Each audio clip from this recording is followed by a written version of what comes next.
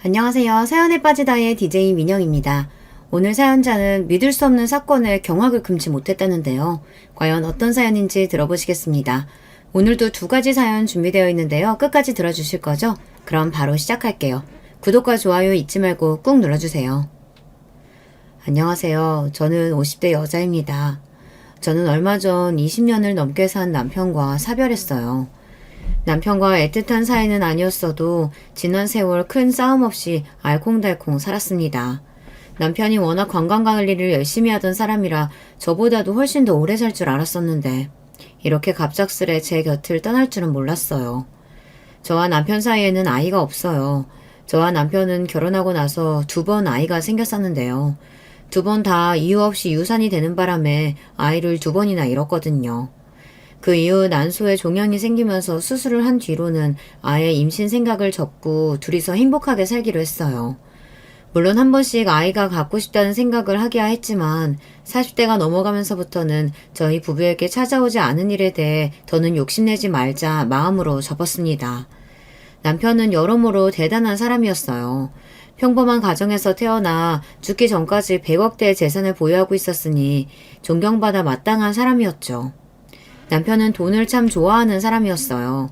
사실 제가 남편을 처음 만났을 때는 세상에 무슨 이런 사람이 있나 싶을 정도로 돈만 쫓으며 살길래 걱정이 됐었는데 만나다 보니 이런 남자랑 살면 평생 밥 굶을 걱정은 안 해도 되겠구나 싶더라고요. 남편과 저는 사회인이 되고 나서 대학교 모임에서 우연한 계기로 다시 만났어요. 남편은 같은 대학 선배였는데 졸업하고 만났더니 많이 달라졌더라고요. 심지어 모임을 함께한 친구들과 선배들이 다들 남편을 부러워했어요. 뭐야, 진표, 너 차 바꿨어? 우와, 저거 1억은 넘는 차 아니냐? 너 요즘 투자해서 돈 좀 벌었다더니 진짜 많이 벌었나 보다? 야, 너 몰랐구나? 진표 이 자식 이번에 투자한 회사 상장해서 완전히 돈방 속에 앉았잖아. 진표, 너 이번에 서초동 오피스텔도 엄청 올랐다며? 아이고, 소식도 빨라요. 그냥 이것저것 관심 가지고 살다 보니 운이 좋았지 뭐. 서초동 오피스텔은 이번에 팔고 한남동으로 이사했어. 한남동? 설마 아파트? 신축인데 넓고 괜찮더라고.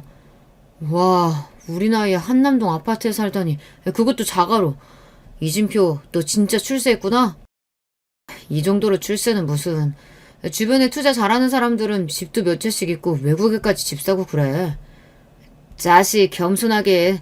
앞으로 좋은 정보 있으면 같이 공유 좀 하자. 너만 잘 나가지 말고 우리도 같이 좀 잘 나가보자. 그때까지만 해도 의뢰 남자들끼리 모이면 서로 잘났다고 떠드는 허세인 줄 알았어요.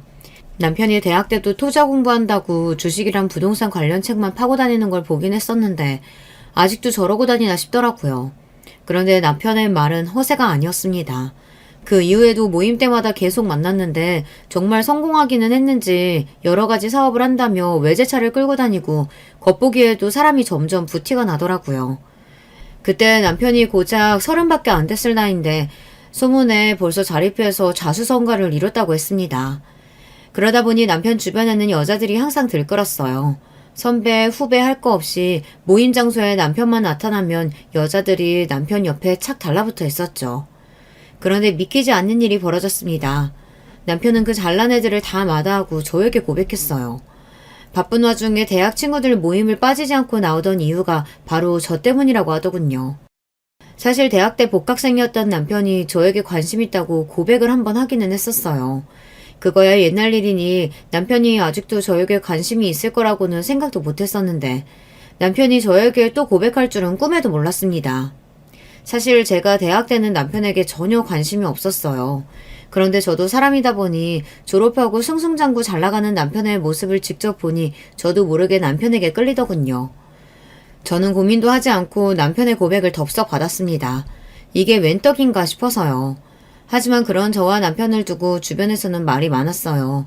저와 남편이 사귄다는 소식에 뒤에서 선배나 후배들이 저를 가지고 속물이라고 쑥덕거리는 소리를 직접 들은 적도 있었습니다. 주혜 선배 너무 웃기지 않아요? 학교 다닐 때는 진표 선배가 그렇게 좋다고 따라다녀도 관심도 없더니만 지금 와서 진표 선배 잘 나가니까 바로 넘어가는 거. 그러니까 모임 때도 혼자 술도 안 마시고 고생한 적 있더니만 뒤로는 열심히 진표 꼬시고 있었던 거지. 성격 같아서는 너희들이 뭔데 뒤에서 숙덕이냐고 따지고 싶었지만 안 볼 사이도 아니고 앞으로도 계속 볼 사이인데 그러려니 넘어갔어요. 사실 저에게 속물이라고 손가락질해도 저는 상관없었어요. 당시에 제 상황이 힘들어도 너무 힘들다 보니 욕을 먹더라도 남편과 잘해보고 싶었거든요. 그 마음만은 제가 생각해도 속물이 맞으니까요. 저에게도 남편이 간절했던 게 저는 남편과는 상황이 좀 달랐어요. 어릴 때부터 가난한 집에서 자라서 성인이 된 이후에도 제가 가장이나 다름없었거든요. 어릴 적부터 아버지께서 공사장을 전전하시며 벌어온 돈으로 동생까지 네 식구가 간신히 먹고 살았었는데 제가 대학 때 아버지가 다리를 심하게 다치시는 바람에 그마저도 할 수 없어 그때부터는 온 가족이 벌지 않으면 생활이 안 되는 지경이었죠. 저는 대학 때부터 내내 안 해본 아르바이트가 없었어요. 학비부터 생활비까지 싹 다 제 손으로 벌어야 했기에 연애니 결혼이니 관심도 없었습니다. 그러다 보니 결혼만이라도 경제적으로 풍족한 사람과 하고 싶었어요. 그렇지 않다면 아예 결혼은 하지 않을 생각이었습니다. 그런 저에게 남편은 딱 맞는 남편감이었죠. 물론 경제력만 보고 홀라당 넘어간 건 아니지만 어찌됐든 남편과 결혼하는데 그 점이 가장 크게 적용한 건 맞아요. 그리고 무엇보다 남편이 저에게 너무 잘했어요. 믿거나 말거나지만 제가 남편 첫사랑이래요. 남편은 저에게 헌신 그 자체였습니다. 결혼할 때도 식장부터 신혼집, 가구, 가전까지 모두 다 제가 원하는 대로 결정하게 해줬어요. 저는 꿈만 같았습니다. 평생 제가 갖고 싶은 거 하고 싶은 거 누리며 살아본 적이 단 한 번도 없었는데 남편과의 결혼으로 제 삶은 많은 것이 달라졌거든요. 남편과 저는 유명 배우들과 재벌 자제들만 산다던 한남동 빌라에서 결혼 생활을 시작했어요. 남편과의 결혼으로 제 인생은 180도 달라졌죠. 이게 꿈이라면 이대로 평생 깨고 싶지 않을 정도로 행복했습니다. 그런데 역시나 인생이 호락호락 할 리만은 없습니다. 제 완벽해 보이는 결혼 생활에도 복병이 있었어요. 복병은 바로 시댁 식구들이었습니다. 시댁 식구들은 식구가 아니라 짐이나 다름없었어요. 처음 이야기한 대로 남편은 자수성가했습니다. 원래 시댁도 넉넉한 형편은 아니었는데 남편이 성공하면서 시댁 상황도 많이 변했나 보더라고요. 원래 시댁에 빚이 있었는데 남편이 빚도 다 갚는 건 물론이었고 시부모님 소원대로 서울 외곽에 전원주택을 사드리고 땅도 사드렸다고 하더라고요. 거기서 끝이 아닙니다. 시동생이 20대 초반에 군대를 막 제대하고 나왔을 때 동서를 만나 사고를 쳐서 할 수 없이 결혼을 해야 하는 상황이었는데 당시 직업도 없었던 시동생과 대학생이었던 동서를 위해 남편이 결혼 준비를 하나부터 열까지 다 준비해 준 건 물론이고 제가 결혼할 때까지도 시동생네 생활비까지 책임지고 있었어요. 결혼하고 한 달이 되었을 때 남편이 알아서 시부모님과 시동생에게 생활비를 입금해주는 모습을 보는데 저로서는 기가 막히더라고요. 아버님, 어머님이야 연세도 있으시고 따로 버시는 거 없이 농사만 지으시니까 자식으로서 도와드릴 수야 있다지만 동선에는 생활비까지 왜 주는 거야? 동서나 서방님이나 둘 다 아직 젊은데 돈은 본인들이 일해서 벌어야지. 사실 제가 처음 결혼했을 때 이해가 되지 않았던 게 서방님이나 동서나 둘 다 멀쩡하게 대학까지 나와놓고 제대로 된 직장도 없이 일도 안 하고 놀고 있다는 겁니다. 그게 둘 다 철없을 때 아기 낳아서 아둥바둥 키우며 살다 보니까 애 키우랴 나가서 가장 노릇하랴 힘든지 둘이 매일 싸우는 것 같더라고. 그럴 바에야 내가 도와주는 게 나을 것 같아서 애 클 때까지는 돈 걱정하지 말고 열심히 육아만 하라고 했어. 동서랑 시동생은 아무것도 없는 상황에서 어린 나이에 결혼해서 처음부터 시댁에 들어가서 살았나 봐요. 그런데 동서는 매일 시부모님이랑 부딪히고 시동생은 돈 벌겠다고 나가서 매일 사고만 치고 다니니 오히려 남편이 신경 쓸 게 더 많았답니다. 시부모님은 시부모님대로 며느리의 손주까지 끼고 사려니 힘들다고 하고 시동생은 돈 벌어보겠다고 나가서 몇 달 일도 안 하고 매번 힘들다고 그만두고 와서 동서와 매일 싸워대니 남편도 도저히 안 되겠다 싶어 생활비를 주기 시작했던 겁니다. 아무리 그래도 언제까지 도와주려고. 앞으로 조카도 계속 크고 시부모님 댁에서 독립도 해야 하는데 동서랑 서방님이랑 둘 다 자립은 해야지. 평생 내가 책임질 수 없으니 당신 말대로 자립시켜야지. 안 그래도 우리 회사 1층 로비에 커피숍이나 둘이 해보라고 할 생각이었어. 남편은 안 그래도 시동생에게 1층 로비에 커피숍을 해보라고 이야기하려고 했답니다. 남편의 말에 저도 이런저런 생각이 들었지만 나설 수 없었어요. 저로서는 할 말이 없는 게 지금까지 남편이 혼자 번 돈으로 가족들에게 쓰는 건데 이제 막 결혼한 제가 참견할 수는 없었죠. 그런데 문제는 오히려 시댁 식구들이 저를 견제한다는 겁니다. 지금까지 남편의 집안의 가장으로서 시댁 식구들 모두 책임지다시피 했는데 갑자기 제가 들어와서 남편이 변할까봐 신경 쓰이는 것 같았죠. 사실 결혼 전에도 시부모님이나 시동생이 남편과 저와의 결혼을 반기지 않는다는 느낌을 받기는 했어요. 시댁에 처음 인사드리러 갔을 때 남편이 잠깐 자리를 비운 사이 시부모님과 시동생이 이야기하는데 뭔가 좀 이상하더라고요. 아가씨가 참하고 너무 예쁘다. 암튼 내 아들이지만 여자 얼굴 너무 밝힌다니까. 결혼해봐야 여자 얼굴 예쁜 거 고작 3년이라고 그렇게 말을 해도 포기를 못해요. 그래도 작년에 데려왔던 그 아가씨보다는 더 참하네. 작년에 데려온 아가씨는 얼굴만 예쁘지 영 성질이 못되게 생겼잖아. 그러니까 결국엔 우리 아들이 못 참고 헤어졌잖아. 아이고 아버지 어머니 예비 형수 앞에서 그런 소리를 하면 어떡해. 형수 미안해요. 우리 부모님이 원래 이렇게 겉과 속이 똑같고 거짓말을 할 줄을 몰라요. 원래 결혼하겠다고 시댁에 인사 가면 이런 이야기도 듣고 하는 건가요? 저는 전혀 궁금하지도 않은 남편의 전 여자친구 이야기를 시부모님께 직접 들었습니다. 더군다나 시동생은 그런 시부모님이 순수하신 거라네요. 괜찮아요. 그래도 제가 제일 마음에 드신다는 거니까 저야 기분 좋죠 뭐. 저는 애써 웃어넘겼습니다. 그런데 그때 주방에서 과일을 가지고 나온 동서가 하는 말이 기가 막혔어요. 당신도 참. 아주버님이 학벌되지 능력되지 돈 많지 어디 하나 빠지는 게 없는데 말 안 해도 예쁜 여자들이 줄 서는 게 당연하지. 내가 시아주버님 정도 능력되면 절대 평범한 여자 안 만나. 연예인이나 모델 같은 여자들 만나지. 그래, 우리 둘째 며느리 말이 맞다. 우리 장남 정도면 재벌집 딸내미도 걸뜬하지. 하긴 우리 장남 앞으로 더 승승장구할 텐데 벌써 장가 보내는 게 맞나 몰라. 암튼 아가씨 이름이 주애라고 했나? 아가씨는 우리 아들 잡았으니 땡 잡은 거야. 순간 너무 황당해서 머리까지 다 화끈거렸지만 저는 애써 웃어넘겼습니다. 어쩌겠어요. 이미 남편하고 결혼하겠다고 마음을 먹은 이상 제가 참아야죠. 결혼하고도 마찬가지였습니다. 결혼한 이후 남편은 점점 더 잘 나갔어요. 투자해서 상장했던 회사가 게임을 개발했는데 그게 대박이 나서 남편이 아예 새롭게 게임 회사를 차렸어요. 게임 회사를 차린 지 3년 만에 남편은 회사 건물을 통째로 매입한 걸로도 모자라 투자 목적으로 건물을 사고 팔았습니다. 덕분에 저는 잘나가는 회사 대표의 사모님이 되어 있었어요. 남편이 잘나가니 저도 당연히 기쁘죠. 하지만 저는 마냥 이 상황을 즐길 수만은 없었던 게 남편이 얼마나 고생하고 힘들게 일하는지 바로 옆에서 지켜보다 보니 남편이 힘들게 번 돈을 마냥 쉽게는 못 쓰겠더라고요. 저는 결혼한 이후로도 결혼 전에 다니던 직장을 계속해서 다녔어요. 주변에서는 물론 심지어 남편까지도 다들 이해하지 못했지만 저는 그 편이 마음이 편했습니다. 남편 덕에 하루아침에 좋은 집에서 살게 됐고 생활비 걱정도 하지 않아서 제가 번 돈으로 친정도 도와드릴 수 있게 되니 더는 돈 걱정을 하지 않고 산다는 것만으로도 저는 행복했어요. 그런데 그런 제가 시댁 식구들 눈에는 마음에 들지 않았나 봐요. 시부모님은 물론이고 시동생이나 동서까지 만날 때마다 괜한 일로 꼬투리를 잡았어요. 한 번은 그런 적이 있습니다. 남편이랑 시댁에 잠깐 갔는데 신은 양말에 구멍이 났더라고요. 아침에 신고 나갈 때는 분명 멀쩡했을 텐데 워낙 바쁘게 일하다 보니 구멍이 난 줄도 몰랐던 거죠. 저와 남편은 남편 양말을 보자마자 크크 웃었는데 그 모습을 가만히 바라보던 시어머니께서 갑자기 정색을 하셨어요. 우리 장남이 어떤 장남인데 구멍난 양말을 신고 다니게 하니? 여자가 일한다고 괜히 나대면서 돌아다니니 남편 내조나 제대로 하겠어? 아버지, 제 양말 좀 구멍난 거 가지고 왜 괜히 이 사람을 잡고 그래요?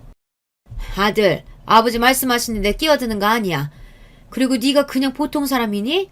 그 큰 회사 운영하는 대표인데 양말이 아니라 이에 낀 고춧가루라도 다 마누라가 챙겨줘야지. 우리 아들 보는 눈이 얼마나 많은데. 어머니 아버지, 지금까지 저 없을 때 이 사람한테 그런 소리 하셨어요? 저희 부부 일은 저희가 알아서 하니까 이 사람한테 괜한 소리 하지 마세요. 그나마 다행인 건 남편은 항상 제 편이라는 겁니다.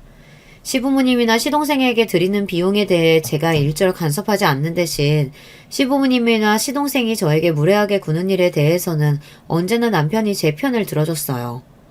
형, 아무리 형수한테 꽉 잡혀 살아도 그렇지 엄마 아빠한테 너무하는 거 아니야? 별것도 아닌 거 가지고 뭘 그렇게 정색을 해. 너야말로 형 말하는데 왜 끼어들어? 그리고 형 일에 신경 쓸 겨를 있으면 카페 일이나 잘해. 매일 1층 카페 내려갈 때마다 너는 보이지 않고 재수 씨만 있더라. 너는 도대체 일 안 하고 어디를 써다니는 거냐? 에이, 또, 잔소리. 그깟 카페 자리 좀 내줬다고 맨날 잔소리 해야겠어? 어차피 장사도 잘 안 돼서 애들 엄마만 있어도 충분해. 너 지금 그걸 말이라고 해? 사장이라는 놈이 가게에 붙어서 노력해야 장사가 잘 되는 거지. 너야말로 재수 씨한테 다 맡겨놓고 매일 놀고 먹기만 하면 되겠어?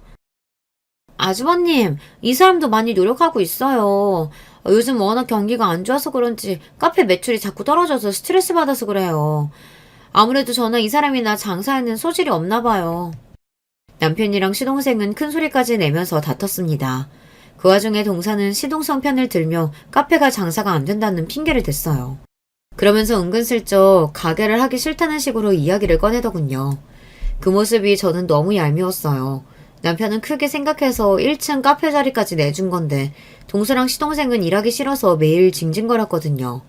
제가 보기엔 그 속이 뻔했습니다.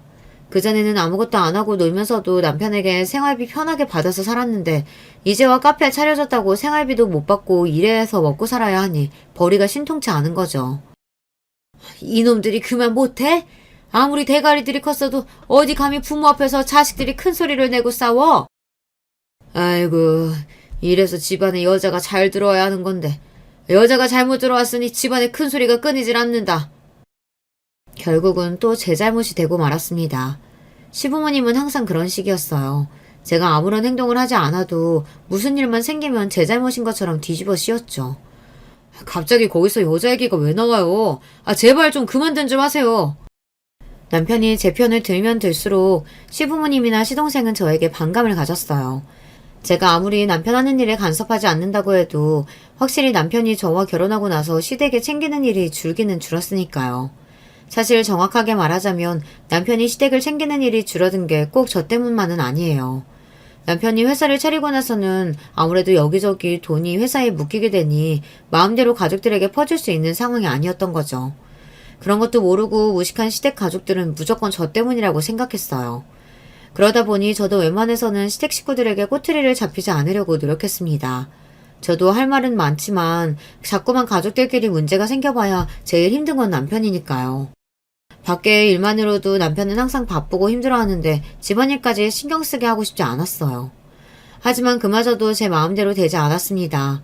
제가 시부모님께 미움을 받을 수밖에 없는 결정적인 이유가 저에게 있었거든요. 결혼하고 지금까지 저와 남편 사이에는 아이가 없었어요. 그러다 보니 시부모님은 돌아가시기 직전까지 저를 며느리로서 살갑게 대해주시지 않았습니다. 만날 때마다 아이에 관련된 이야기가 나오면 항상 저는 죄인이었어요. 큰애 너 설마 우리 아들 속이고 결혼한 거 아니니? 그렇지 않고서야 어떻게 결혼한 지 10년이 다 돼가는데 애가 안 생길 수가 있어? 아이고 내가 죽을 날도 얼마 안 남았는데 송구스러워서 하늘 날아가서 조상님들 얼굴을 어떻게 보나 몰라. 죄송해요. 어머님 아버님 마음 모르는 거 아닌데 저랑 진표씨는 그냥 아이 없이 살기로 했어요. 모든 제 잘못이라고 생각하는 시부모님 앞에서 길게 이야기해봐야 저에게 좋을 게 없었습니다. 그냥 제가 잘못했다고 죄송하다고 인정하고 넘어가는 편이 훨씬 더 나았어요. 아주버님이 우리 진영이랑 수영이 예뻐해 주시는 거 보면 너무 감사하긴 한데 어떨 때 보면 참 안쓰러워요. 조카도 저렇게 예뻐하시는데 본인 자식 생기면 얼마나 예뻐하실까 싶어서요. 결혼한 세월이 길다고 해도 시부모님의 구박은 언제나 힘들고 지치는데 그 와중에 동서는 항상 나서서 한수를 더 떴어요. 그 모습이 시부모님보다 더 얄미웠습니다. 그런 일이 있을 때마다 제가 힘들어도 남편에게 말할 수 없었던 게 남편이 저나 친정에 참 잘했어요. 결혼한 이후 남편은 일도 바쁘고 자기 집 일만으로도 정신 없었을 텐데 저희 친정까지 챙기느라 여념이 없었습니다. 결혼 전에 저희 친정 부모님 사시는 걸 보더니 마음이 쓰였는지 결혼 준비하시라고 먼저 부모님께 따로 돈을 챙겨드렸나 보더라고요. 그뿐이 아니에요. 결혼 후에도 친정에 가기만 하면 용돈 하시라고 두둑한 봉투를 건넸습니다. 거기에다 제 동생도 좋은 자리에 취직까지 시켜주고 동생이 결혼할 때 신혼집까지 구해줬습니다. 세상에 이런 남편이 어디 있겠어요. 시부모님이 무례하고 시동생이랑 동서가 정신이 좀 나갔어도 제가 참고 살아야죠. 매일 참아야지 참아야지 다짐을 하다가도 한 번씩 도저히 참지 못할 때가 있었습니다. 한 번은 깜짝 놀란 적이 있었습니다. 제가 퇴근하고 집에 들어오는데 거실이며 방에 불이 다 켜져 있더라고요. 남편은 분명 일이 있어서 늦는다고 했는데 무슨 일인가 싶었죠. 저는 무서워서 거실로 가지도 못하고 고민하고 있었어요. 도둑이라도 든 거면 어떡하나 싶어서요. 그런데 잠시 후 생각지도 못한 사람들이 우리 집 거실에서 나타났습니다. 바로 동서와 조카들이었어요. 저는 거실 소파에 턱하니 누워있는 동서를 보고 놀라서 하마터면 소리를 지를 뻔했습니다. 그런데 놀란 저를 보고도 동서와 조카들은 너무 태연했어요. 동서, 연락도 없이 웬일이야? 거실이랑 방에 불이 다 켜져 있길래 도둑이라도 든 줄 알고 깜짝 놀랐잖아. 어머, 도둑이라뇨, 형님. 무슨 말씀을 그렇게 서운하게 하세요. 원래 애들 어릴 때부터 아주버님 집에 우리 집처럼 자주 왔다 갔다 했는걸요. 비밀번호도 아주버님이 가르쳐 주셨어요. 저는 처음 듣는 소리였습니다. 남편이 가족들 일이라면 끔찍한 거야 잘 알지만 그렇다고 이렇게 아무 때나 서로의 집에 마음대로 드나드는 줄은 생각도 못했어요. 나는 들은 적 없어서 몰랐네. 서로 자주 왕래하고 지내면 좋지. 근데 무슨 일이야? 무슨 일은요. 그냥 어머니께서 김치 담그셨길래 아주버님 좋아하시니까 냉장고에 넣어드리려고 온 거죠. 근데 아주버님은 늦으세요? 명분은 시어머니께서 남편이 좋아하는 파김치를 담그셔서 동서가 우리 집에 가져다 주러 왔다는데 김치를 냉장고에 넣어두고도 한참을 안 가고 서성했어요. 자꾸만 남편이 언제 오는지 묻는 게 아무래도 남편을 기다리는 것 같았죠. 그런데 그때였어요. 당시에 초등학교에 다니던 조카가 기다리다 지쳤는지 동서에게 투정을 부리더군요. 그런데 그때 조카가 하는 말이 기가 막혔어요. 엄마, 큰아빠 언제 와? 나 내일까지 대회 신청비 내야 되는데 돈 언제 받을 수 있는 거야? 얘가 무슨 소리라는 거야. 그거야 당연히 큰아빠한테 이야기하면 바로 주시지. 걱정하지 마. 조카의 말에 동서도 당황했는지 얼굴이 빨개져서 급하게 가보겠다고 집을 나섰어요. 그 뒷모습을 보는데 저도 어이가 없어서 웃음이 다 튀어나오더군요. 동서, 진표씨가 진영이 골프 지원하는 거야 나도 알고 있지만 아무리 그래도 애한테 뭐라고 말했길래 애가 큰아빠를 무슨 은행처럼 말을 해. 저런 건 동서가 잘 알아듣게 알려줘야 하는 거 아니야? 아무리 생각해도 저는 조카의 태도가 마음에 들지 않아 동서에게 지적을 했습니다. 큰엄마 입장에서 충분히 할 수 있는 말이라고 생각했어요. 그런데 그때 동서의 대답이 기가 찼습니다. 형님이 애를 안 키워봐서 모르시나 본데 진영이는 그냥 큰아빠랑 워낙 가깝고 친해서 허물 없이 행동하는 거예요. 진영이가 큰아빠를 얼마나 좋아하는데 은행 취급을 하겠어요? 동서는 오히려 저에게 애를 안 낳아봐서 모른다고 훈계를 하고 돌아갔습니다. 그 이후로는 동서나 시동생에게 무슨 말을 못하겠더군요. 시댁에서의 제 위치가 그랬어요. 결혼 생활 내내 저를 가족으로 인정하지 않는 분위기였죠. 그런데 동서의 어이없는 행동은 거기서 끝이 아니었습니다. 동서는 본인 집에 무슨 일이 생기기만 하면 당연하게 남편을 찾아와서 부탁했어요. 바로 몇 년 전 그런 적이 있습니다. 조카가 골프를 해요. 그것도 어이가 없는 게 시동생이랑 동서는 능력도 안 되면서 자기들 애가 골프를 하고 싶어하고 재능이 있다는 말로 남편을 설득했어요. 그렇게 20년 넘게 남편한테 돈을 받아 골프를 시켰어요. 남편도 골프를 좋아하다 보니 조카가 골프 선수가 된다고 하면 어떻게든 밀어주고 싶어서 하는 일이라곤 하지만 지난 20년 동안 크게 성과도 없는 아이에게 저렇게까지 투자를 하는 게 맞나 싶을 정도로 동서랑 시동생은 호화롭게 운동을 시켰어요. 옆에서 보면 저야 마음에 들지 않았지만 남편이 자기 조카가 예뻐서 하는 일이니 저로서는 끼어들 수가 없었습니다. 그런데 문제는 시동생이었어요. 젊어서도 그렇게 사고를 치더니만 시동생은 50이 다 돼서도 사고를 쳤습니다. 시동생이 하는 일 없이 조카만 따라다니면서 매니저를 해요. 대부분 자식이 골프를 하면 아빠가 매니저로 따라다니는 게 흔한 일인가 보더라고요. 조카와 함께 골프를 하는 친구들의 아빠들끼리 모임이 있는데 거기서 시동생이 남편 이름을 대고 돈을 빌렸나 봐요. 애들 골프 연습 시켜두고 아빠들끼리 소소하게 골프 내기를 쳤는데 그때마다 시동생이 져서 여기저기 돈을 꿔서 내기 골프를 쳤나 보더라고요. 그런데 시간이 지날수록 그 비용이 점점 커지니 아빠들 사이에서 소문이 나서 시동생이랑 조카가 곤란하게 됐나 봐요. 그 일을 가지고 동서가 쪼르르 우리 집에 찾아왔어요. 아주머님, 저 정말 애들 아빠 때문에 속상해서 못 살겠어요. 돈 한 푼 안 벌고 애 뒤만 졸졸 쫓아다니기로 했으면 매니저 일이나 잘할 것이지. 여기저기 내기 골프 치면서 돈까지 빌려서 아들 망신이나 시키고 창피해서 얼굴을 못 들고 다니겠다니까요. 시동생은 그나마 하던 카페 일도 안 하고 조카만 따라다녔어요. 카페도 장사가 안 돼서 힘든 와중에 시동생이 나가서 사고까지 치고 다니니 동서도 힘들만 하긴 했습니다. 남편은 그런 동서를 안쓰러워했어요. 제가 재수씨 마음을 왜 모르겠어요. 준표 그 자식은 도대체 언제 정신 차리려고 그러는지. 제가 준표 만나서 따끔하게 이야기할 테니까 재수씨는 걱정하지 마세요. 감사해요, 아주버님. 정말 아주버님 안 계셨으면 저랑 애들은 아마 거리에 나앉았을 거예요. 애들 아빠가 빚진 것만 좀 도와주세요. 가만히 듣고만 있으려고 했는데 저도 짜증이 나서 도저히 듣고만 있을 수가 없더군요. 동서, 여기가 은행도 아니고 매번 돈 문제 생길 때마다 여기 와서 달라고 하면 어떡해. 동서 상황 모르는 건 아니지만 서방님이 실수했으면 둘이서 어떻게든 해결해보려고 노력이라도 해봐야지. 아무리 남편이 사업하는 사람이고 시댁에서는 가장이나 다름없다고 해도 도가 지나쳐도 너무 지나쳤습니다. 도와주는 것도 어느 정도지 동서랑 시동생한테 돈 문제가 생길 때마다 왜 당연하게 제 남편이 해결해야 하는 건지 이해가 되질 않았어요. 그런데 그 순간 제 말에 동서의 표정이 순식간에 차갑게 굳었습니다. 그러더니 한다는 말이 가관이었어요. 형님, 무슨 말을 그렇게 서운하게 하세요? 아무리 형님이 이 집 안주인이라고 해도 우리 가족이랑 아주머님 사이에 관계도 있는데 이래라 저래라 하면 안 되는 거죠. 남편 앞에서는 금방이라도 쓰러질 것처럼 눈물까지 글썽거리며 연기를 하더니만 제 말 한마디에 혹여나 본인의 계획이 어그러질까 미간을 잔뜩 구기며 저를 쏘아보더군요. 그때가 이미 저와 남편이 결혼한 지 20년이 다 됐을 때예요. 시부모님도 돌아가신 지 몇 년 됐을 때였죠. 아무리 저와 동서가 지난 세월 동안 남보다 못한 관계로 대면대면 살았다고 해도 시댁에 크고 작은 일이 있을 때마다 서로 도우며 지냈는데 이제와 제가 싫은 소리 조금 했다고 우리 가족 어쩌고 하면서 저만 쏙 빼놓고 이야기를 하니 기분이 팍 상하더군요. 여보, 당신도 그만해. 재수씨가 얼마나 힘들었으면 나까지 찾아와서 이러겠어. 내가 그동안 회사일 때문에 신경 쓰느라 조카들이고 재수씨고 신경을 못 썼어요. 준표일은 내가 알아서 해결할 테니까 재수씨는 걱정하지 말고 돌아가세요. 가는 세월은 못 잡는다더니 남편도 많이 변했습니다. 그전에는 무슨 일이든 제 편을 들어주더니 남편도 나이가 들기는 들었는지 자기 핏줄을 더 챙기더군요. 그전에는 시동생이 사고를 치면 한심하게 생각하는 것 같더니만 이제는 나이 먹은 동생이 아직도 자리 못 잡고 방황하고 다니는 게 안쓰럽답니다.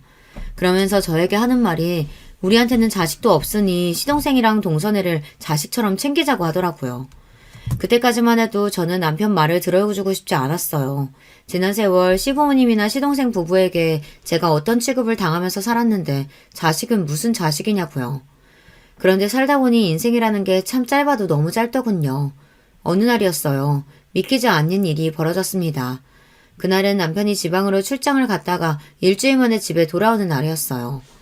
남편은 본인이 오랫동안 집을 비운 게 미안하다며 그날 저녁은 오랜만에 제가 좋아하는 파스타를 먹으러 가자고 했어요. 식당을 예약까지 했다고 했습니다. 그런데 기다리던 남편의 전화는 오지 않고 모르는 번호로 전화가 걸려왔습니다. 이진표 씨 보호자분 되시죠? 현재 이진표 씨께서 병원 응급실에 실려 계십니다. 바로 병원으로 좀 와주시겠어요?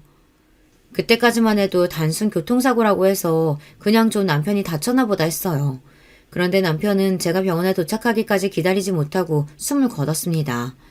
남편은 중앙선 침번으로 반대편에서 오는 차와 부딪혀 사고가 났다고 하더라고요. 남편은 그렇게 저만 남겨두고 하늘나라로 떠나버렸습니다. 남편이 죽고 난 뒤 저는 49제를 지낼 때까지 매일 눈물을 흘렸습니다. 참아보려고 해도 텅 빈 침대만 보면 눈물이 절로 흘렀어요. 저도 제가 이 정도로 남편을 생각하고 아끼는 줄은 몰랐었는데 남편이 떠나고 나니 비로소 남편의 소중함을 알겠더라고요. 아이들도 다 크고 독립해서 앞으로 남편과 오순도순 노후를 맞이할 일만 남았다고 생각했는데 갑작스레 남편이 허망하게 가버렸으니 인생이 너무도 허무하고 초라했습니다. 그러던 어느 날이었어요. 웬일로 동서가 집에 찾아왔더라고요.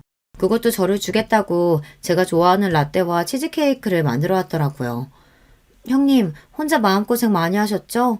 제가 명색이 하나뿐인 동서인데 자주 못 찾아뵈서 죄송해요. 이거 형님이 좋아하는 라떼랑 케이크니까 드시고 힘 좀 내세요. 아, 그리고 형님 드시라고 제가 사골도 끓여왔는데 이거는 냉동실에 넣어둘게요. 먼저 커피 드시고 계세요. 동서는 어울리지 않게 저를 주겠다고 반찬이랑 사골까지 바리바리 짐을 싸들고 왔더라고요. 저는 아무래도 이상해서 주방으로 가는 동서의 뒷모습을 가만히 바라보았습니다. 그런데 이상하게 동서는 어딘가 신나 보였어요. 남편이 죽고 힘들어하는 저를 위로하겠다고 온 것 치고는 발걸음도 가볍고 심지어 콧노래까지 부르고 있었습니다. 그러더니 한다는 말이 기가 막혔어요. 이번에 우리 진영이 대회에서 상 받은 거 아시죠? 애가 재능은 있기는 한데 자꾸 큰 대회만 나가면 실수해서 걱정이에요. 그래도 제가 무슨 낙으로 살겠어요. 남편 복은 없어도 자식 복은 있는지 애들이 다 착하고 성실해서 그 맛에 산다니까요. 형님도 자식 하나만 딱 있으면 지금 그렇게 힘드시진 않을 텐데. 원래 그렇잖아요. 남편이라는 게 옆에 있으면 귀찮고 없으면 허전하고. 역시나 동서였습니다. 입만 열었다 하면 헛소리를 해대니 또 제 신경을 건드렸습니다. 진영이 잘한다고 하니 다행이네. 남편도 하늘에서 뿌듯해할 거야. 근데 자랑 다 끝났으면 그만 가봐. 내가 오늘은 영 힘이 없는 게 동서 자랑 받아줄 기분이 아니네. 어머머, 죄송해요 형님. 제가 자랑하러 온 건 절대 아니고 형님 어떻게 위로해줘야 몰라서 이러는 거예요. 형님도 아시죠? 저 푼 쓴 거. 커피 얼른 드세요. 케이크도 좀 드시고요. 기껏 위로해주겠다고 와서는 자기 이야기만 하고 실실 웃어대는 꼴이 그날따라 유난히 거슬렸던 저는 동서가 가져온 케이크와 커피도 이상하게 찝찝했습니다. 평소라면 생각할 것도 없이 바로 입에 가져갈 만큼 좋아하는 것들이지만 도무지 식욕이 생기질 않더군요. 저는 아무래도 먹고 싶지 않아 동서 앞에 있던 컵과 제 컵을 바꿨습니다. 동서는 라떼를 절반이나 먹었길래 제 것까지 더 먹더라고요. 그런데 잠시 후 믿기지 않는 일이 벌어졌습니다. 냉장고에 반찬을 넣고 돌아온 동서가 제가 바꿔놓은 라떼를 벌컥벌컥 마시더니 잠시 뒤 말도 안 되는 일이 벌어지고 말았어요. 동서가 그대로 바닥에 쿵 소리를 내고 쓰러지고 말았습니다. 저는 너무 놀라서 동서를 흔들다가 도저히 일어나지 않아 곧바로 119에 신고를 했어요. 구급차를 타고 곧장 응급실로 갔는데 응급실에서 동서 상태를 보고 하는 말이 황당했습니다. 혹시 환자분이 스스로 목숨을 끊으려고 하신 건가요? 위에서 다량의 수면제 성분이 나왔어요. 이 정도 되면 치사량 수준이라고요. 동서가 스스로 목숨을 끊으려고 할 정도로 다량의 수면제를 복용해서 바로 장성수를 해야 한다고 하더군요. 저는 너무 어이가 없고 기가 막혀서 한동안 말을 할 수가 없었습니다. 그러니까 제가 만약 컵을 바꿔놓지 않았다면 동서가 마신 커피를 제가 마시게 돼서 응급실 침대에 눕게 되는 건 동서가 아니라 제가 된다는 이야기였죠. 저는 곧바로 경찰에 연락해서 집으로 돌아와 동서가 먹다 남긴 컵을 경찰에게 넘겼어요. 그리고 그날 있었던 일을 자세하게 설명했어요. 며칠 뒤 동서가 퇴원한다고 해서 제가 직접 데리러 병원까지 갔습니다. 동서에게 할 말이 너무 많아서 도저히 참을 수가 없더라고요. 형님, 애들 아빠가 데리러 오기로 했는데 형님이 힘들게 뭐하러 오셨어요?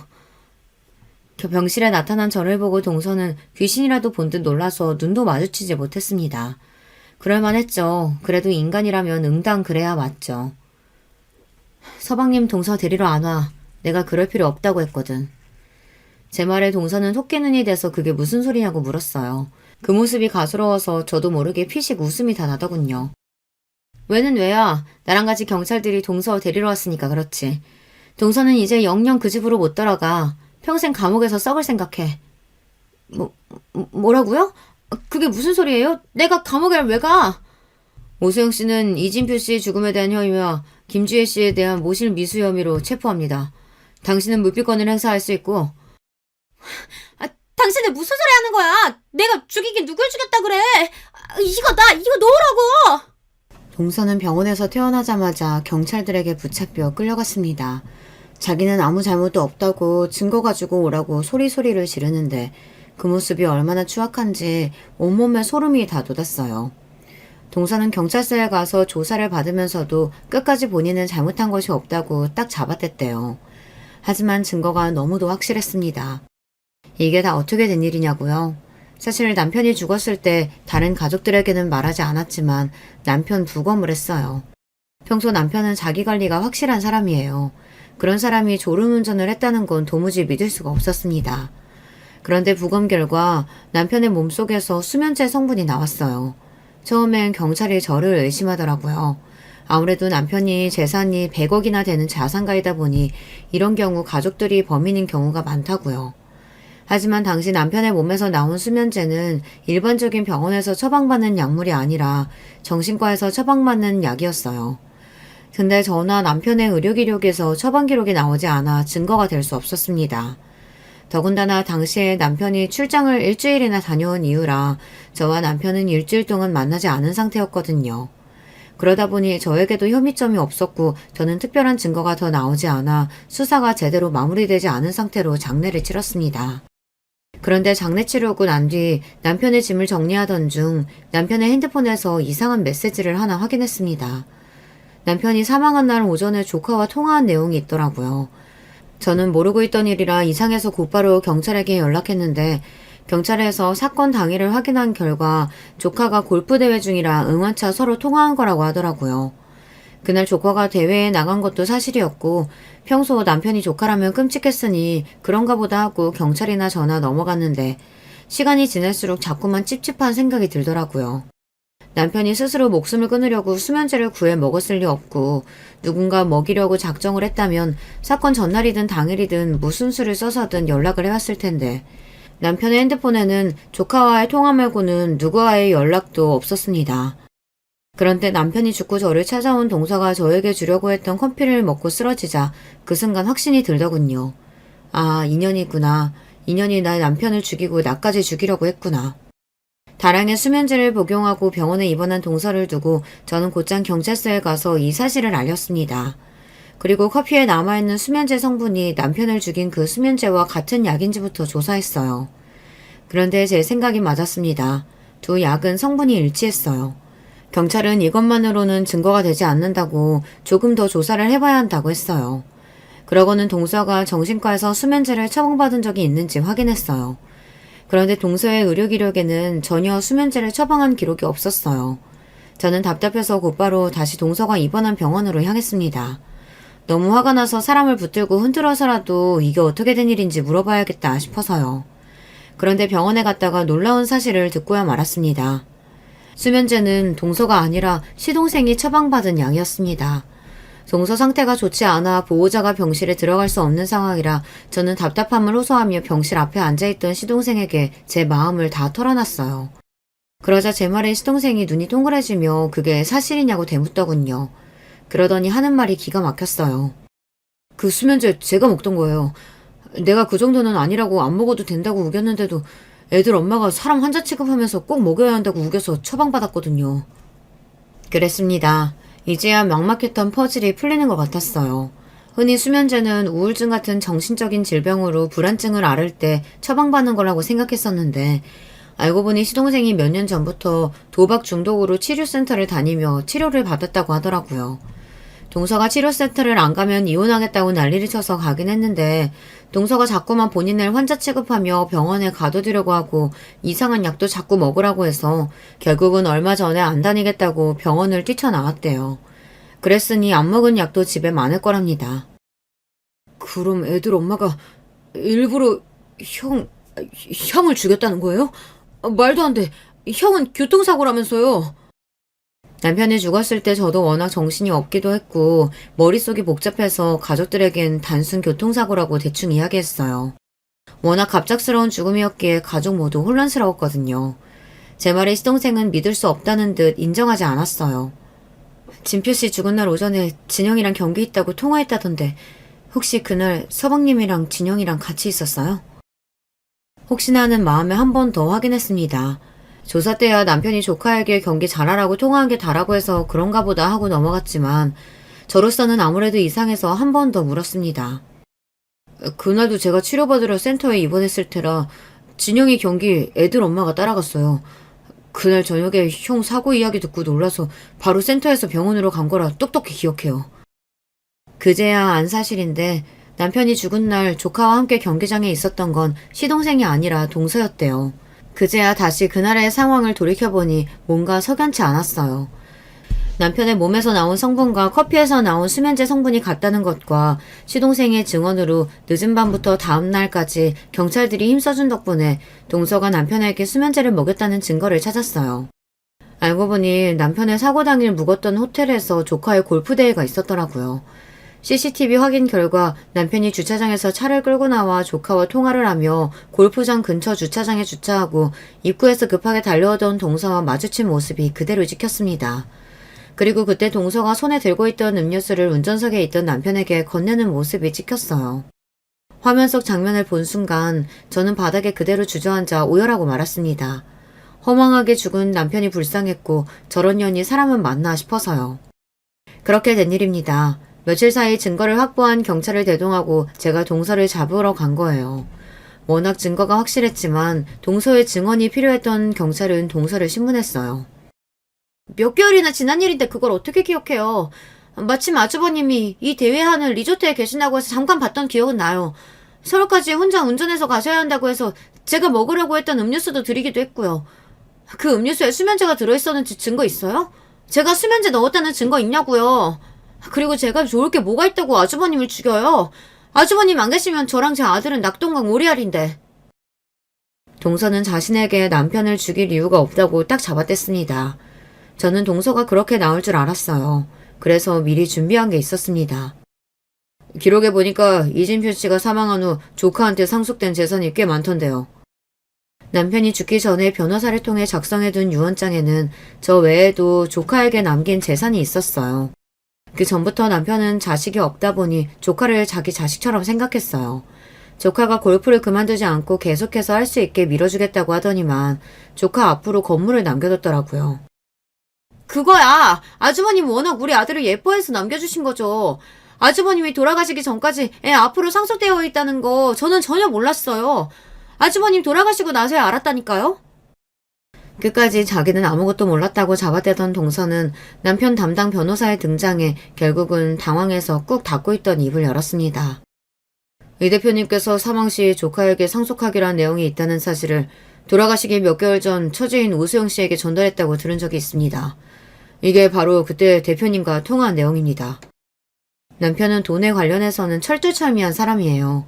조카에게 재산을 상속하기로 하고 나서 기록을 남겨주지 않았을 사람이 아닙니다. 남편은 동서와 통화한 녹취 내용을 변호사에게 보내뒀습니다. 동서는 결국 구속됐습니다. 상속을 노리고 남편에게 수면제를 먹였다는 혐의가 입증돼서 징역형을 선고받았어요. 저도 제가 잘못한 거 알아요. 그런데 정말 방법이 없었어요. 남편이라는 인간은 평생 하는 일도 없이 매일 놀고 먹기만 하지. 커피숍은 말이 좋아 커피숍이지 하면 할수록 매일 적자지. 거기다가 애는 골프하겠다고 들어가는 돈이 수백씩 깨지는데 저보고 어쩌라고요. 그렇다고 멀쩡한 사람한테 수면제를 먹여? 도대체 어떻게 되는 인간이면 그런 짓까지 하는 거야? 저라고 처음부터 그럴 생각은 아니었어요. 유언장 이야기 듣고 나서 그 이후에 아주버님께 찾아가서 어차피 죽으면 줄 재산 미리 좀 주면 안 되냐고 했더니 그건 절대 안 된다고 하시잖아요. 거기다가 애한테 들어가는 지원금도 애 컸다고 점점 줄이고 저도 살려고 그랬어요. 살려고. 저희 둘째가 이제 중학생이에요. 한참 사춘기인데 엄마가 감옥 간다고 하면 내가 얼마나 충격받겠어요. 판사님 제발 좀 봐주세요. 동서는 끝까지 아직 미성년자인 자식이 있다고 호소했지만 재질이 워낙 불량해 받아들여지지 않아 형을 선고받았습니다. 그리고 최근 시동생은 동서와 이혼했어요. 당연한 결과였죠. 돈에 눈이 멀어 형을 죽인 아내와 어떻게 살 수 있겠어요. 그리고 법원에서 조카에게 상속된 재산을 다시 반환할 수 있다는 판결이 났습니다. 시동생도 당연히 저에게 주겠다고 했고요. 하지만 저는 아직 받지 않았습니다. 사실 어떻게 해야 할지 모르겠어요.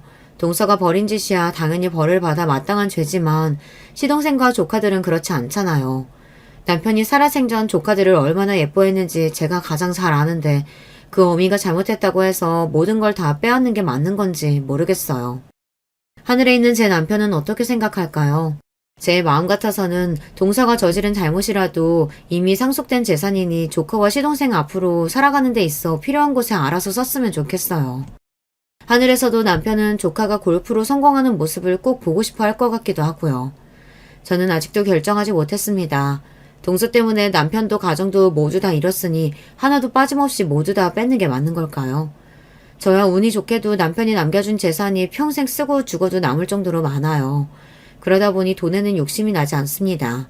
어차피 저야 자식도 없으니 죽으면 남겨줄 가족도 없잖아요. 여러분의 생각은 어떠신지 댓글로 의견 남겨주시면 하나하나 읽어보고 참고하도록 하겠습니다. 그리고 앞으로 남은 인생 혼자서 잘 헤쳐나가라고 저에게 응원의 메시지 많이 남겨주세요. 끝까지 제 막장 스토리 들어주셔서 감사합니다. 여러분의 가정에는 항상 즐거운 일만 가득하시길 바랄게요. 안녕하세요. 저는 제 인생이 롤러코스터 놀이기구 마냥 여러 지점을 옮겨가는 것 같다고 생각하는 어느덧 중년 나이가 된 여성입니다. 부디 제가 살아온 이야기를 귀담아 들어주실 분들이 계셨으면 해요. 저는 꽤 평범한 가정 안에서 자란 아이였습니다. 평범하고 소소한 행복을 누리며 살아가던 저희 가족에게 어느 날 커다란 비극이 닥쳤습니다. 제 부모님께서 모처럼 평일에 함께 시간을 내서 두 분이 놀러 가셨다가 사고를 당하셨던 거예요. 현장에서 크게 다친 부모님께서는 병원 신세를 지게 되셨는데요. 저하고 언니는 그때 두 손을 맞잡고 매일같이 기도를 했었어요. 제발 두 분이 저희 곁을 떠나지 않게 해달라고. 그렇게 존재도 모르는 신을 향해서 빌고 또 빌었습니다. 그러나 병원에 실려오신 지 딱 일주일 만에 아빠는 돌아가셨죠. 그때 언니가 고등학생, 제가 중학생이었어요. 저희가 장례 절차이니 뭐니 이런 것들에 대해서 뭘 알겠나요? 아무것도 몰랐죠. 게다가 경황까지 없던 상황이었어요. 평소에 별로 친인척들과 왕래가 저희 가족은 없었습니다만 아빠가 돌아가시고 나서 많이들 찾아오셨어요. 저희 자매는 그걸 감사하게 여기며 엄마의 회복을 빌었죠. 엄마만이라도 제발 살아달라고 울며 빌며 난리도 아니었습니다. 하지만 아빠가 돌아가신 지 17일 뒤에 엄마 역시도 돌아가셨어요. 저의 자매는 한순간에 그 교통사고 때문에 고아가 되고 만 것이었죠. 그리고 치러진 엄마의 장례. 역시 슬픔 속에서 찾아주시고 도움 주신 친인척 분들 덕분에 엄마의 마지막 곁을 지켰다고 언니하고 저는 동시에 그렇게 생각했었어요. 앞으로가 걱정이 됐지만 어른들이 계시니까 어떻게든 방법이 있을 거라고 여겼죠. 그러나 그것은 저희 자매의 착각이었습니다. 유경아, 우리 앞으로 정신 바짝 차리고 살아야 할 것 같아.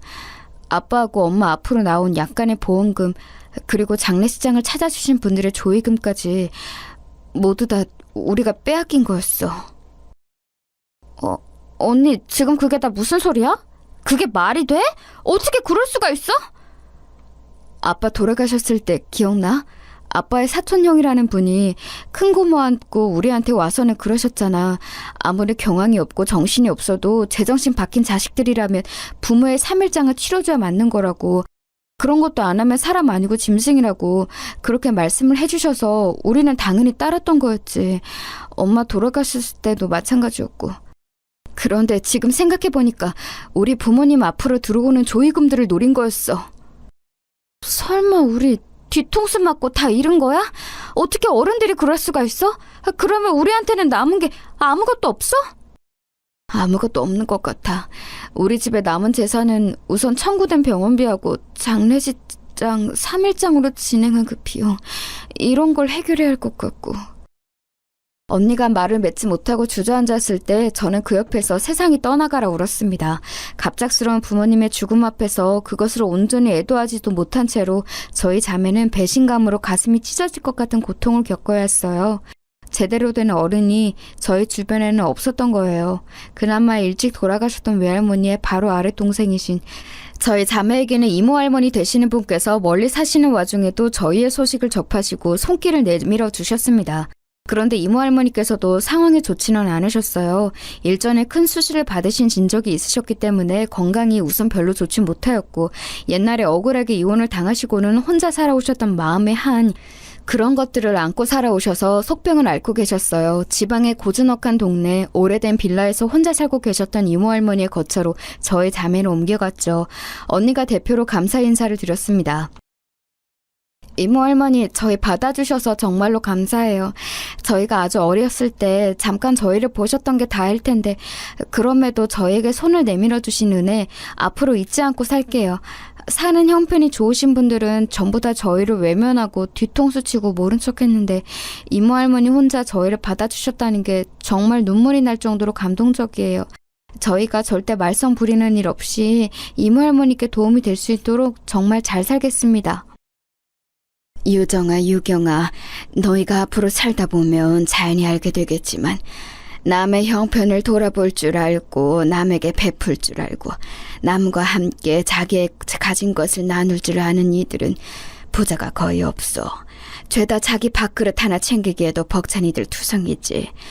그런데 바로 그런 이들이 베풀며 살아간단다.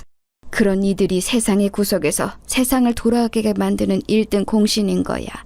나는 너희 자매가 이 다음에 돈 많이 버는 사람, 사회적으로 성공한 사람, 이런 게 돼서 내가 무슨 큰 이득을 보기를 바라지 않아. 그저 남에게 온종을 베풀 줄 아는 사람이 되어서 좀 더 나은 세상을 만드는 것에 이바지하기를 바랄 뿐이지. 그게 바로 제대로 된 사람이고 인생인 거야. 내 말 꼭 너희들의 가슴에 새기고 살거라. 이모 할머니의 말씀은 제 가슴에 커다란 울림을 주었습니다. 낯선 지역으로 이사와 함께 자연히 전화까지 하게 되었으니 심적으로 너무 예민한 상태였고 저희 부모님의 죽음을 이용해 오히려 이득을 보고자 혈안이었던 친인척들을 향한 짙은 중으로 제 눈빛은 매서워진 상태였습니다. 자기보다 더 어린 저를 위해 앞으로 가장의 역할을 다할 각오를 다신 참이라 지칠 대로 지쳐있던 언니 역시도 순진무구했던 예전의 눈빛을 잃은 지 오래였지요. 이모 할머니께서는 그런 저희 두 사람을 꿰뚫어 보시고 그런 말씀을 하셨던 것 같아요. 증오로 가득했던 제 내면은 이모 할머니의 그 말씀을 들은 이후로 조금씩 녹아내렸어요. 제가 악한 사람으로 자라나면 하늘나라에 계신 저희 부모님께서도 안 좋아하실 거라는 생각도 들었고요. 그래서 저는 되도록 좋은 마음을 가지고 좋은 생각만 하려고 노력하면서 지냈습니다. 전학간 중학교에서 조용한 생활을 얼마간 마치자 금세 고등학교로 진학하게 되었어요. 그리고 저는 여기서 미묘한 인연을 만나게 되었습니다. 사실 그 당시에는 인연이라고 정의도 내리지 않았었고 그저 독특한 친구를 사귀었다고 생각했던 게 전부였어요. 고등학교 1학년 2학기 때 학교 도서관에서 저는 활동을 하게 되었고 그 친구 역시도 마찬가지였어요. 어딘가 굽어 보이는 어깨와 등, 안경을 쓰고 조용한 인상을 가진 그 친구의 이름은 이혜진이었죠. 저는 어느새 혜진이와 친해지게 되었었는데 그건 저희 두 사람이 공통 분모가 있었기 때문이에요. 유경아, 너 이거 집에 가져가서 할머니하고 언니하고 같이 먹어. 이게 뭐야? 이거 라면이잖아. 할머니가 특히 좋아하시는 안성탕면이네. 네 봉지나 주다니. 나한테 이렇게 줘도 괜찮은 거야? 너는? 혜진이 너도 할아버지하고 함께 먹을 게 필요하잖아. 이거 이번에 이웃집에서 라면을 많이 샀다고 우리 집에 나눠준 거야. 그런데 우리 집은 아직 동사무소에서 주고 간 식량이 꽤 남아있거든. 할아버지께서 요즘 입맛이 도통 없으신지 드시는 양이 줄어서. 아무튼 우리 집은 이만큼 라면이 필요 없으니까 네가 가져가서 맛있게 먹어. 정말 고마워. 잘 먹을게. 그리고 할머니한테도 네가 이거 줬다고 꼭 말씀드릴게. 학교의 사물함 구역에서 몰래 접선하더니 혜진이는 저에게 라면이 든 봉지를 내밀었었죠. 그것뿐만이 아니라 먹을 것이든 다른 것이든 저희는 종종 서로에게 나누는 걸 했었어요. 마치 저희 집처럼 혜진이도 비슷했습니다. 혜진이는 친할아버지와 단 둘이 살고 있었어요. 빌라라고 보기에도 무리가 있는 정체불명의 오래된 다세대 주택 건물에서도 반지하가 두 사람의 보금자리였죠. 혜진이의 친부께서는 예전에 불의의 사고로 돌아가셨고 그 이후 친모께서는 어린 자식을 두고 자주 집을 비우셨는데 기어이 잠적을 해버리셨다네요. 그래서 친할아버지와 혜진이는 살게 된 곳이었죠. 유일하게 의지할 수 있는 곳이었대요. 건강이 안 좋고 연로하신 친할아버지일지라도 그저 같이 사는 게 소중하다는 혜진이의 말을 저는 이해할 수 있었습니다. 저도 마찬가지였으니까요. 이모 할머니께서 얼마나 형편이 어렵고 몸이 안 좋으신 분이든 상관없이 저희 자매가 의지하고 같이 살 수 있는 어른이 계신다는 것만으로도 감사했어요. 이렇듯 저희는 서로의 처지가 비슷했기에 금세 서로를 이해하며 가까워졌습니다. 아무도 모르는 둘만의 세상에 존재하는 것 같았죠. 서로에게만 속마음을 털어놓게 됐었어요.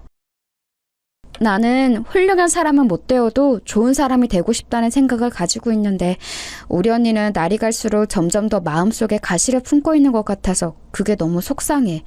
언니는 친척들을 아직도 죽도록 원망하고 있고 세상을 저주하고 있어. 그래봤자 어차피 나쁜 감정을 가지고 있는 본인만 손해인 건데.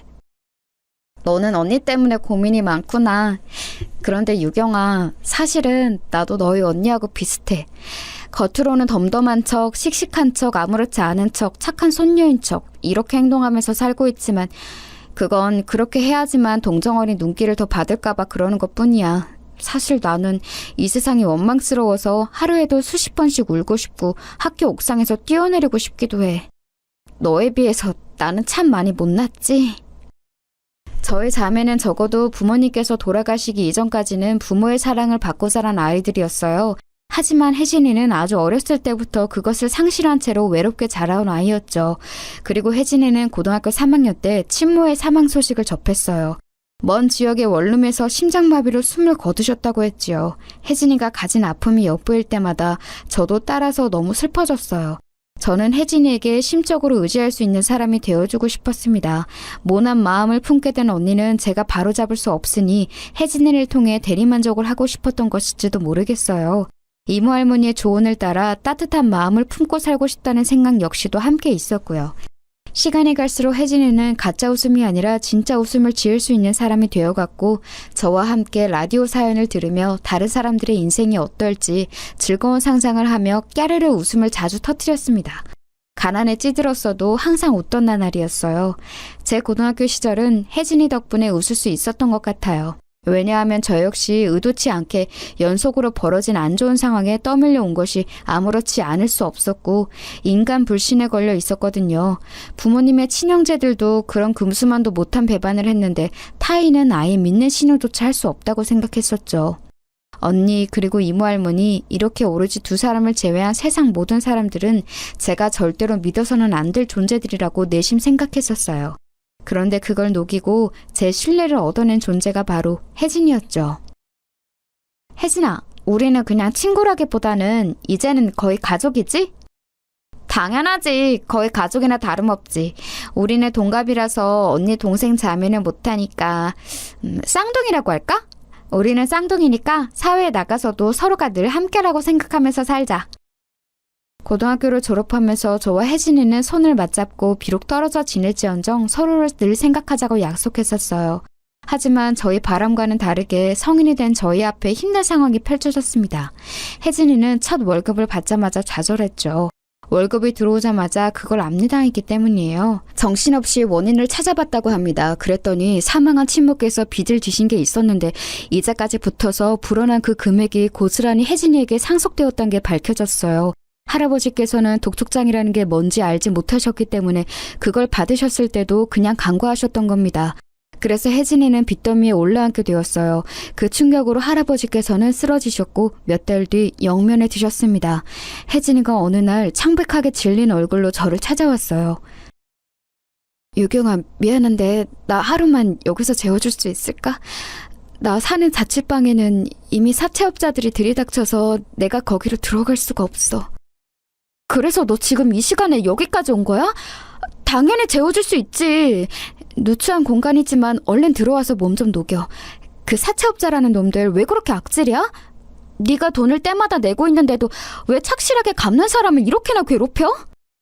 이제 보니까 돈만 목적인 게 아니라 사람 피말리고 괴롭히는 걸 즐기는 족속들 같아. 내가 잘못 걸려도 한참 잘못 걸린 거지. 힘없이 웃는 혜진의 얼굴에서는 어느새 진짜 웃음을 찾아볼 수가 없었습니다. 그날 이후로 저는 한참 고민했어요. 제가 좋게 살기로 노력해서 모은 돈이 통장에 있었습니다. 그걸로 혜진이를 도와줘야 하는지 이 고민이었죠.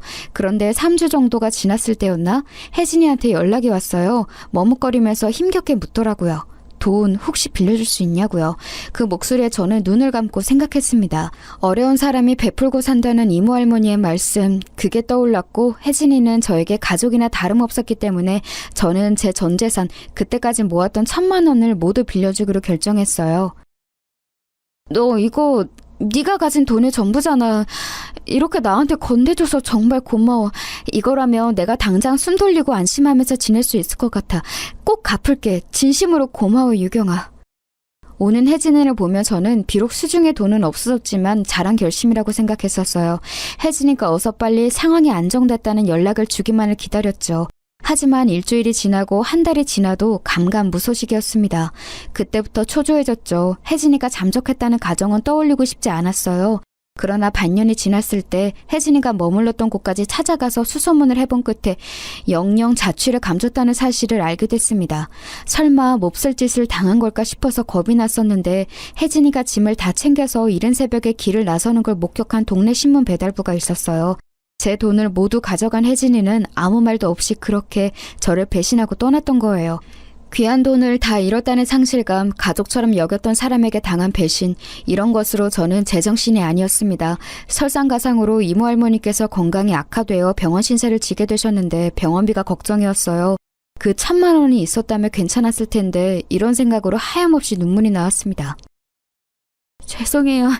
제가 어리석어서 사람 볼 줄도 모르고 돈을 빌려주는 바람에 지금 할머니께서 치료비를 걱정하시도록 만들어버렸어요.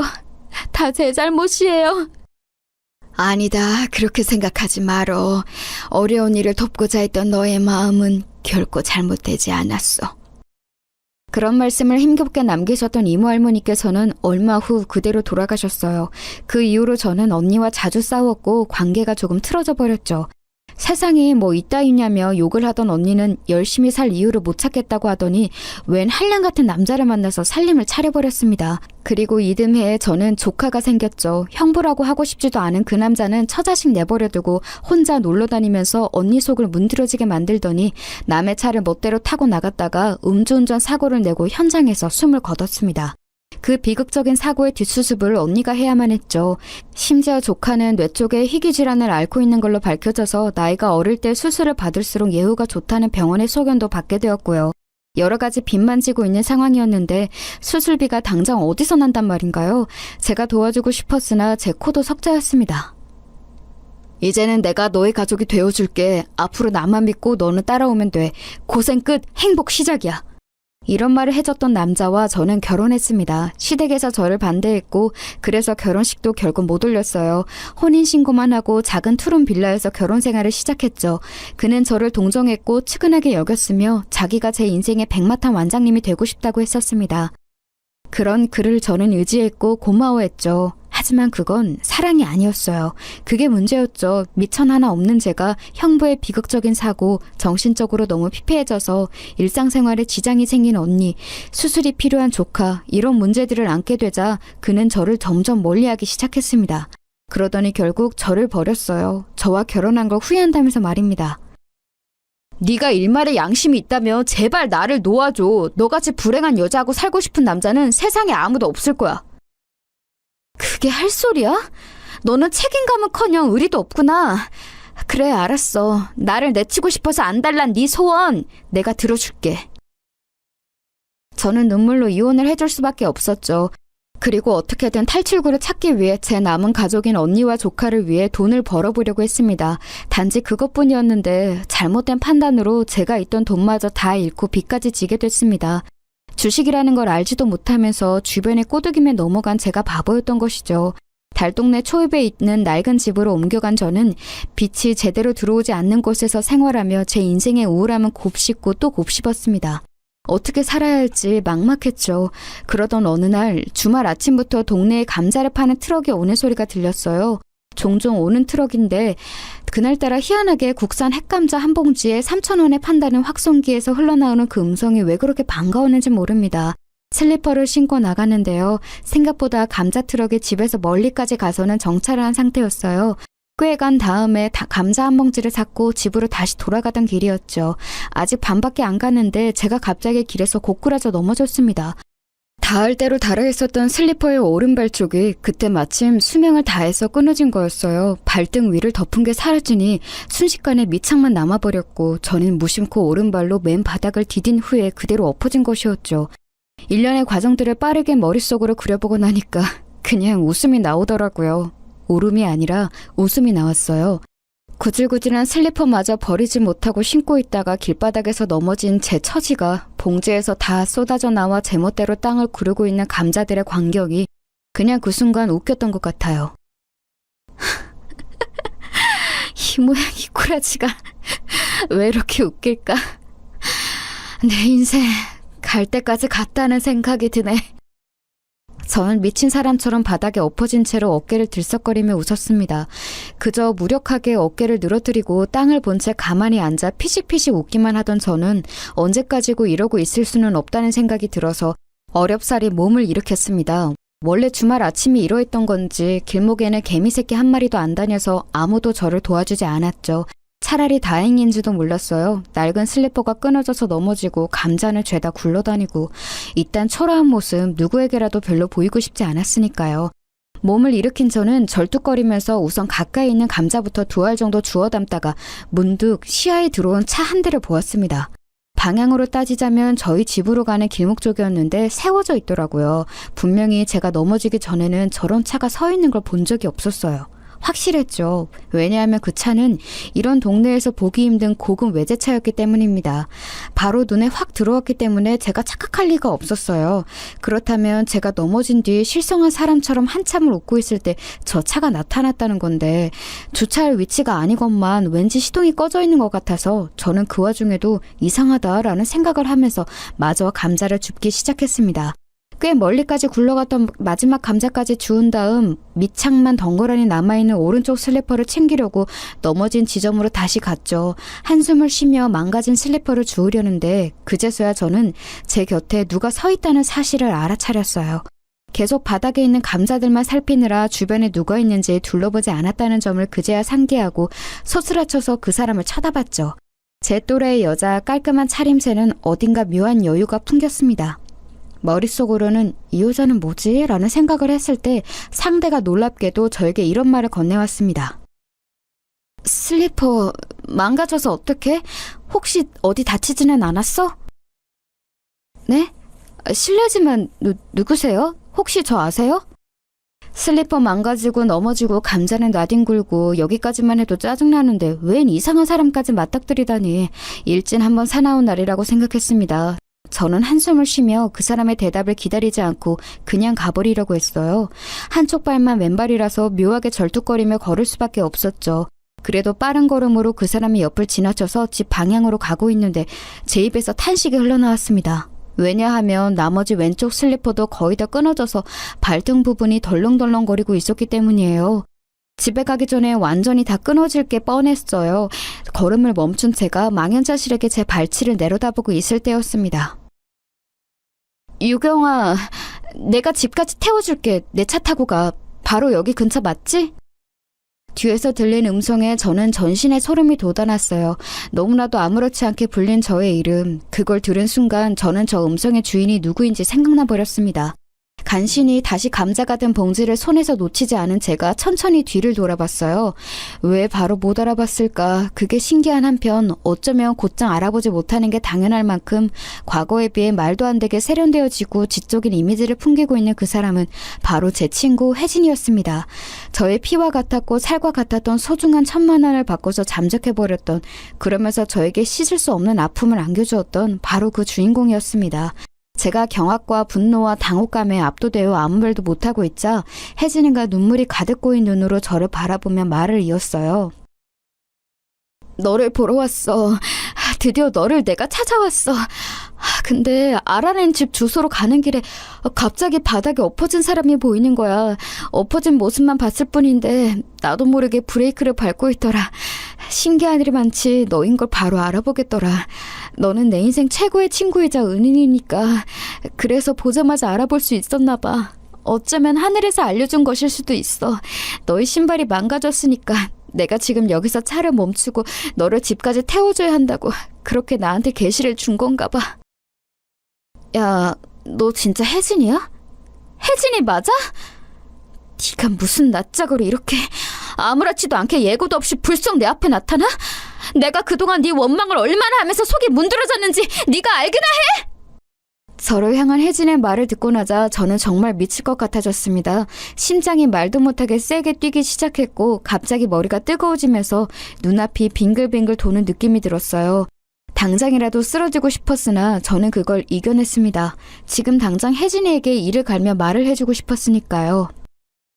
너 그렇게 사라지고 처음 1년 정도는 나 솔직히 너를 원망하면서도 한편으로는 걱정했어. 안 좋은 일이 너한테 생겼을까봐 그거 걱정하며 지냈어. 그리고 시간이 더 지나니까 어떻게 생각이 됐는 줄 알아? 너 같은 것한테 속아서 마음 주고 정 주고 믿음까지 다 줘버린 그런 내 자신이 천하의 바보 같더라. 내가 어리석어서 이렇게 되었다는 생각만 들면서 자기 혐오를 하게 되더라. 최근 2년 정도는 네 생각 안 했어. 기다리고 기다려도 아무 소식조차 없는 너 따위 생각 안 하려고 했어. 너를 떠올리면 결국은 내 자신에 대한 분노로 꼭 생각이 끝나버려서 네 생각 아예 안 하려고 노력하면서 살았어. 나는 내 인생은 너 아니어도 죽도록 힘드니까. 너한테 배신당한 건 아무것도 아니었을 만큼 정말 미치게 힘드니까. 그래서 네 생각할 겨를이 없었어. 그런데 네가 이렇게 짠 하고 나타난대? 나 그럼 이제 어떻게 해야 하니? 네가 말해줘봐. 네 뺨부터 후려칠까? 아니면 돈 내놓으라고 멱살부터 잡고 흔들까? 뭐부터 하면 좋겠는지 네가 어디 의견 좀 줘봐. 미안해 유경아, 정말로 미안해. 그 어떤 변명으로도 네가 받았을 상처를 돌이킬 수 없다는 거 알고 있어. 진심으로 미안해. 그동안 네가 나를 얼마나 기다렸을까. 10년이 넘어가는 지난 세월 네가 힘들어했을 걸 생각하면 나는 용서받을 자격이 아니라 용서를 구할 자격조차 없는 것 같아. 그러니 용서해달라는 말은 안 할게.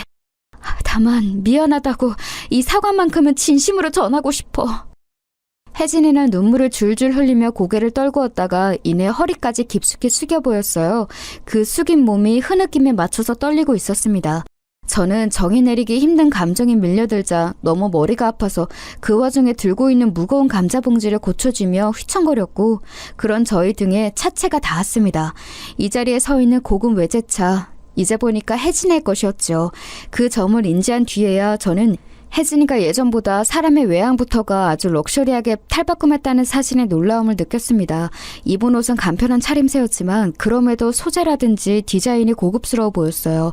무엇보다 사람에게서 뿜어져 나오는 기운, 아우라 같은 것이 과거와는 편이하게 달랐기 때문에 제가 바로 혜진이를 못 알아본 게 아닐까 싶었습니다. 본디 그 사람 특유의 분위기라는 건 바뀌기 힘드니까요. 하지만 혜진이는 완전히 바뀌어 있었죠. 그 이전과는 완전히 다른 인생을 살고 있다는 뜻이었습니다. 여기까지 생각을 마치고 저는 현기증에 몸을 크게 휘청거렸어요. 그러자 놀란 혜진이가 성큼 다가와서 저를 부축했습니다. 말릴 새도 없이 혜진이는 저를 자기 차에 태웠고 저희 집으로 향했어요. 제 집 주소는 어떻게 알았는지 그걸 물어보고 싶었는데 그 이전에 더 중요하게 물어볼 것들이 산더미처럼 쌓여있더라고요. 오래된 빌라 앞에서 차가 멈춰서자 저는 내릴 생각은 않고 그대로 조수석에 앉은 채로 혜진에게 물었습니다. 너 내 뒤통수 그렇게 잔인하게 때려서 도망간 뒤로 어떻게 살았어? 뭐하고 살았길래 이렇게 좋은 차를 타고 다녀? 로또 당첨된 걸로는 이렇게 살기 부족할 것 같은데. 그러자 아직 눈물 젖은 얼굴로 혜진이가 저를 쳐다보면서 빙그레 미소 짓는 게 아니겠어요? 그 미소를 보자 저는 어안이 벙벙해졌고 몽롱하게 들떠있던 정신이 조금은 가라앉는 게 느껴졌습니다. 너 왜 웃어? 내가 질문을 했다는 게 웃겨? 나 사는 꼴 네가 충분히 짐작하고 있을 텐데 나는 이렇게 사는 주제 잘 살게 된 너에 대해 물어보니까 웃음니? 아니, 그래서 웃은 거 아니야. 고마워서 웃었어. 나에 대해 물어봐 줬다는 건 네가 나를 궁금해한다는 거니까 고마운 마음이 들어. 나는 그간 일본에서도 살았고 싱가포르에서도 살았어. 그렇게 살다가 한국에 들어온 지는 이제 2달이 다 되어가. 예전 그때에는 너에게 내가 멀리 떠날 거라고 차마 밝히지 못하고 돌아설 수밖에 없었어. 아주 질 나쁜 사채업자 조직이 내 꼬투리를 잡으려고 벼르고 있었고 감시망을 피해서 단 한 번의 완벽한 도주를 할 수밖에 없었던 내가 너에게 갈 수도 단서를 남겨줄 수도 없었어. 혜진이는 차분하게 당시의 행적을 이야기해 주었습니다. 저는 차가운 표정을 유지하고 애를 썼지만 이야기를 들을수록 놀라움을 금할 수 없어졌지요. 마치 영화에서나 나올 법한 일이었어요. 혜진이는 가진 수를 다 써서 사채를 갚으려고 했지만 악질인 그놈들은 야비하게도 금액이 틀렸다는 궤변으로 혜진이를 압박했습니다. 어떻게 해서든지 혜진이를 사채의 굴레수 속에서 가둬놓을 작정이었겠죠. 그러다가 그 사채업자들이 새로운 조직폭력배들과 손을 잡고 일을 시작하게 됐다는 사실을 우연히 알게 된 혜진이는 그야말로 생명을 잃을지도 모른다는 공포를 느꼈다고 합니다. 단지 자기 목숨에 대한 것뿐만이 아니었고 자기와 연관된 주변 이들에 대한 걱정까지 같이 하고 있었죠. 예를 들면 바로 저 말입니다. 두려움에 휩싸여 있던 혜진이는 직장에서 만났던 분인 일본으로 취업 연결이 되어 떠났었던 사실을 떠올리자마자 몰래 출국할 작정부터 했던 거예요. 사람이 한 가지 생각에 빠지면 눈에 뵈는 것이 없다고 하죠. 그때 혜진이가 그랬었다고 합니다. 아무런 티를 안 내고 일상을 사는 척하다가 일본으로 도망가 버리는 계획을 성공하는 것에 사로잡혀 있었던 거예요. 사채업자 그 악마들을 피해 일본으로 가는 것에 성공한 혜진이는 그럼에도 한동안 두려움에 떨면서 지냈고 그곳에서 아는 사람을 찾았죠. 직장에서 만났던 인연이 어디 회사로 연결되어 간다는 것 정도는 기업명을 기억하고 있었으니까요. 그 다음부터는 그곳에 자리 잡고 사는 한국 사람들의 도움을 받아 한동안 먹고 사는 것에만 집중했다고 합니다. 이때까지도 한국에 연락해볼 엄두를 못 냈다네요. 제 생각을 매일 하긴 했으나 연락하는 건 꿈도 못 꿨다고 해요. 자기 때문에 제가 어떻게 잘못될까봐 피해를 입게 될까봐 망상처럼 번진 걱정으로 연락도 못한 채로 자기와 저의 인연이 끊긴 것처럼 보이게 하기 위해서 그렇게 지냈다고 합니다. 혜진이는 원래 야무지고 똑똑한 아이였어요. 그건 공부머리하고는 다른 거였죠. 저는 학창시절에 종종 혜진이가 만약 지독히도 어려운 이런 환경에서 나고 자라지 않았다면 엄청난 인물이 됐을 거라는 가정을 했었어요. 그런데 그게 제가 쓸데없이 품었던 가정들이 아니었던 거예요. 자기네 도망은 갔을 뿐이라고 생각했었지만 실상 혜진이는 더 큰 세상으로 나갔던 것이었고 그러자 생각지도 못한 기회라는 것들이 혜진이 앞에 등장했습니다. 각 나라에서 가격 대비 좋은 품질로 생산하고 있는 제품들, 아직 해외에는 알려지지 않았고 자국민들만 아름아름 잘 쓰고 있는 제품들, 바로 이런 것들을 혜진이는 깐깐한 눈으로 보고 선정하여 수출품으로 지목하는 일을 하게 되었던 거예요. 바야흐로 인터넷 쇼핑의 시대가 열린 시기였고 혜진이의 역할은 점점 더 중요해졌습니다.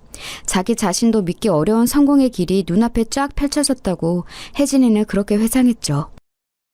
돈을 벌기 시작하니까 자연스레 다른 돈이 생각나더라. 네가 내어준 그 1,000만 원. 그리고 악질적인 사채업자들이 나에게 사기를 쳐대며 영원히 다 갚을 수 없을 것처럼 꾸며냈던 그 돈까지. 그래서 나는 그 사채업자들의 현황을 알아보기 시작했어. 그때가 내가 잠적한 지 3년이 훌쩍 넘어 4년이 다 되어가던 때였지. 그 악질 조직이 와해되고 있던 것 같더라. 그래서 기쁜 마음으로 그것들이 전부 사라지기를 기다렸어.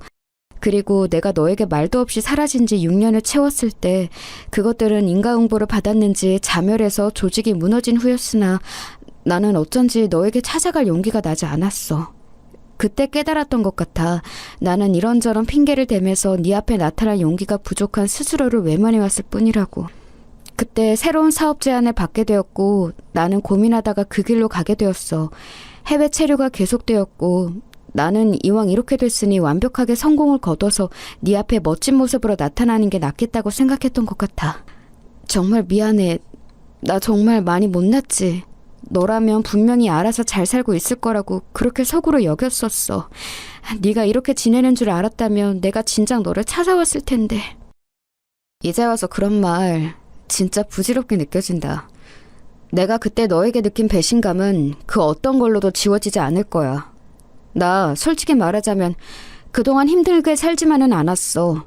행복했을 때도 많았고 모든 일들이 술술 잘 풀리는 것처럼 느껴지는 시기도 있었어. 그런데 지금 내가 인생에서 최저점을 찍고 있을 때 하필 네가 나타나 버렸네. 유경아, 너는 여전히 좋은 사람이구나. 어떤 일을 겪든 그 점은 변하지 않나 봐. 너는 본질적으로 좋은 사람이고 모질 수 없는 사람인가 봐. 갑자기 그게 무슨 소리야? 내가 네 이야기 다 듣고 나서 기세가 수그러든 것 같으니까 용서받고 싶은 욕심이라도 들었어? 나 좋은 사람 아니고 잘만 모질게 구는 사람이야. 네 멋대로 판단하지 마. 아니, 그거 알아, 유경아? 너 나를 원망하는 말은 많이 쏟아내면서도 내 긴긴 이야기 들어주면서도 너 아직까지 나한테 그 돈 달라는 말 안 했다? 너에게 피 같고 살 같았던 그 귀중한 돈 1,000만 원 그거 내놓으라는 말조차 너는 아직 하지 않았잖아. 혜진이의 그 말을 듣자마자 저도 모르게 눈에서 눈물이 막 흘러나왔어요. 한 번 눈물이 터지고 나자 마치 수도꼭지를 틀어버린 것처럼 그 이후로 눈물이 끊임없이 줄줄 흘러내렸죠. 그런 저를 보면서 혜진이도 울고 저를 달래주기 위해 혜진이가 내민 손을 제가 정신없이 우는 와중에 무심코 맞잡아버리고 말았는데 그게 어떤 신호가 되었던 것 같아요. 저희는 그대로 손을 꽉 맞잡은 채로 엉엉 크게 소리내어 울어버리고 말았습니다. 마치 옛날 학창시절에 저희로 돌아간 것만 같았네요. 울면서 뭐라고 말을 했었던 건지 정확히는 기억이 안 나는데 혜진이는 계속 저에게 미안하다 했었고 저는 혜진이에게 무사히 잘 살아있어줘서 다행이라는 말을 했던 것 같습니다. 민망할 정도로 서로가 크게 울고 난 다음에야 어느 정도 진정이 됐는데 혜진이가 미소를 지으며 이렇게 말을 해왔어요. 나를 너무 많이 기다리게 해서 미안해. 지금부터 내가 너에게 제대로 은혜를 갚을게. 나만 믿어.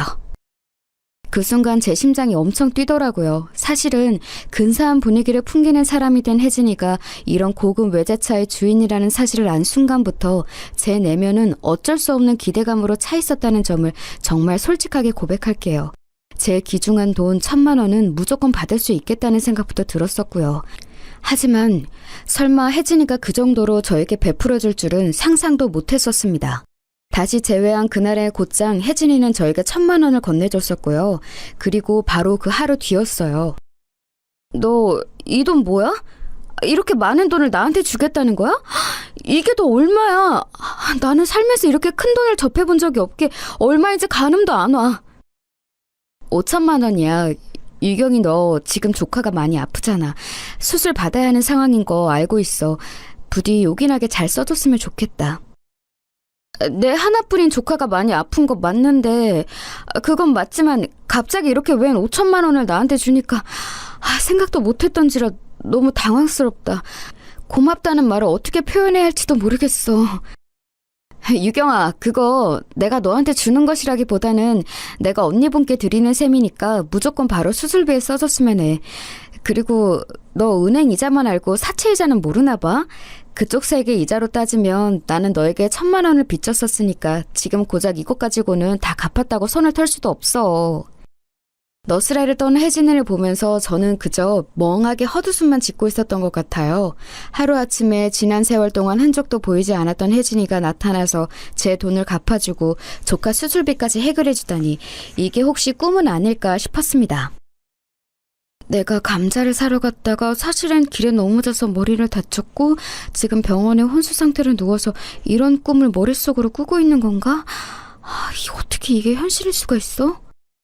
저는 오죽하면 현실이 아닐 거라고도 생각했었어요. 왜냐하면 저는 너무 힘들었고 지쳐 있었던 나날을 지나온 뒤였기 때문에 저에게 이런 행운이 도래했다는 걸 믿기 어려웠습니다. 하지만 언니에게 찾아가서 수술비가 해결되었다는 사실을 알려주었을 때 혜진이의 지난 이야기를 듣고 언니가 벅차오르는 감정으로 뜨거운 눈물을 흘렸을 때 이게 꿈이 아니라 현실이구나. 이게 실감이 났던 것 같아요. 그래서 혜진이에게 정식으로 고맙다는 인사를 하려고 제가 따로 만나자고 얼른 연락을 했죠. 그랬더니 만난 자리에서 제가 놀라운 경험을 했답니다.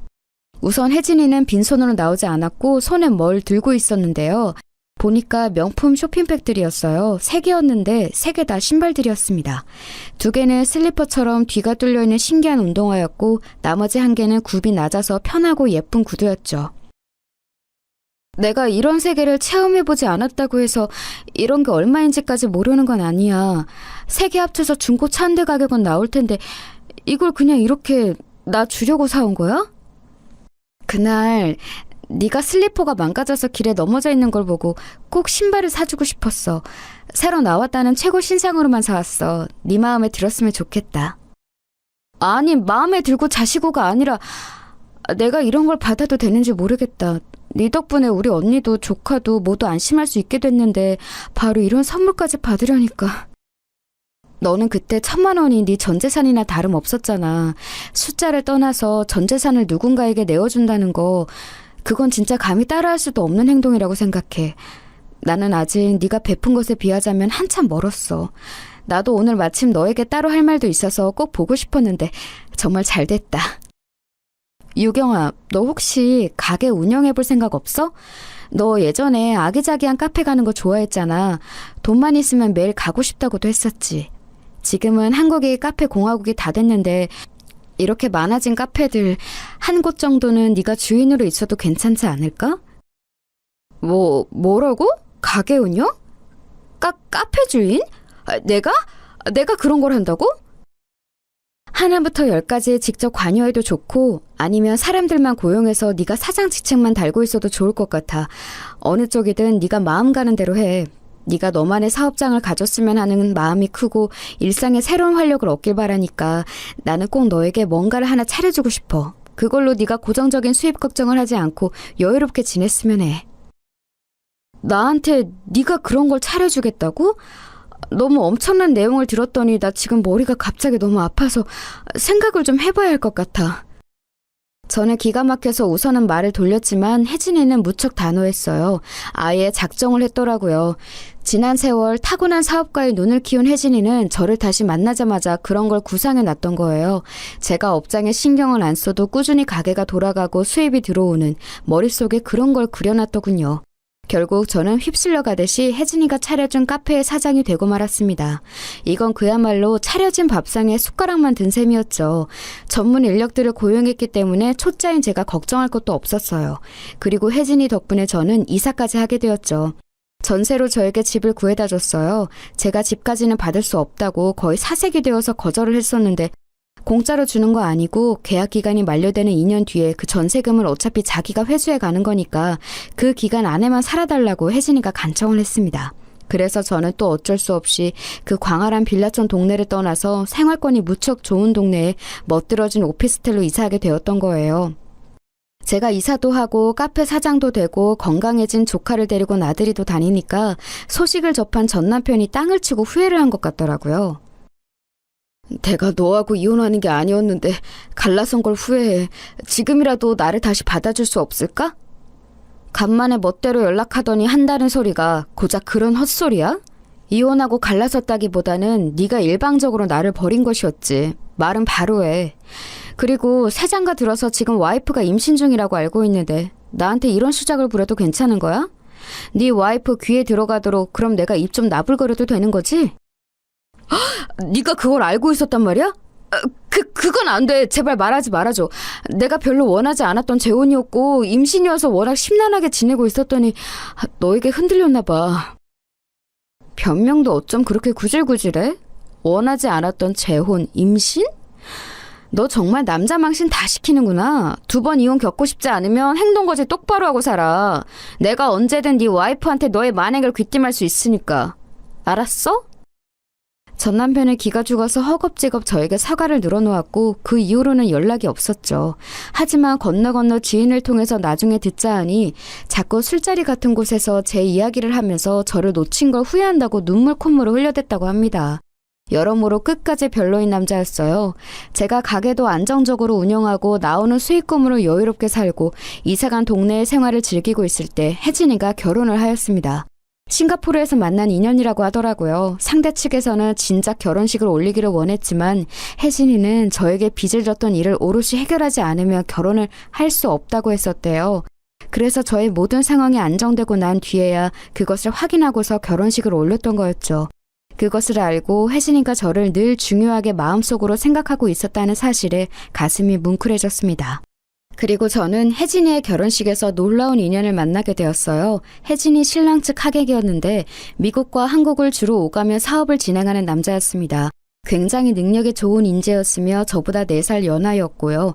혜진이는 당연히 그 사람과 안면이 있었고 결혼식 뒤풀이에서 저를 그 사람에게 인사시켜 주었어요. 별것 아닌 행동이었죠. 그런데 제가 그날 그 사람과 따로 밖에 나가서 차를 한 잔 마신 건 분명 별것인 행동이었던 것 같습니다. 저를 향해서 눈빛을 빛내는 그 사람의 얼굴에는 확실히 호감이 깃들어 있었고 저는 굳이 그걸 모른 척하고 싶지 않았어요. 저 또한 용기를 냈던 것이죠. 그리고 시간이 흐른 현재 그 사람이 바로 제 남편입니다. 슬아에 어여쁜 딸 하나 두고 알콩달콩 살아가는 중이에요. 1년 중 대부분은 서울에서 지내지만 2달 정도는 필수적으로 미국에 가서 지내는데 남편을 따라서 저하고 딸아이도 주로 미국에 자주 가서 지내고 있답니다. 그야말로 꿈만 같은 생활을 누리고 있죠. 제 이야기를 언뜻 들어서 알고 있는 사람들은 거의 기적 같은 이야기 아니냐면서 그런 표현을 써주네요. 저희 언니도 잘 살고 있고 조카 역시 무척 건강하게 자랐어요. 혜진이는 두말할 것 없이 잘 사고 있는데 저의 둘도 없는 최고 절친이랍니다. 어쩌면 다시 되찾은 우정이야말로 진정한 기적일지도 모르겠어요.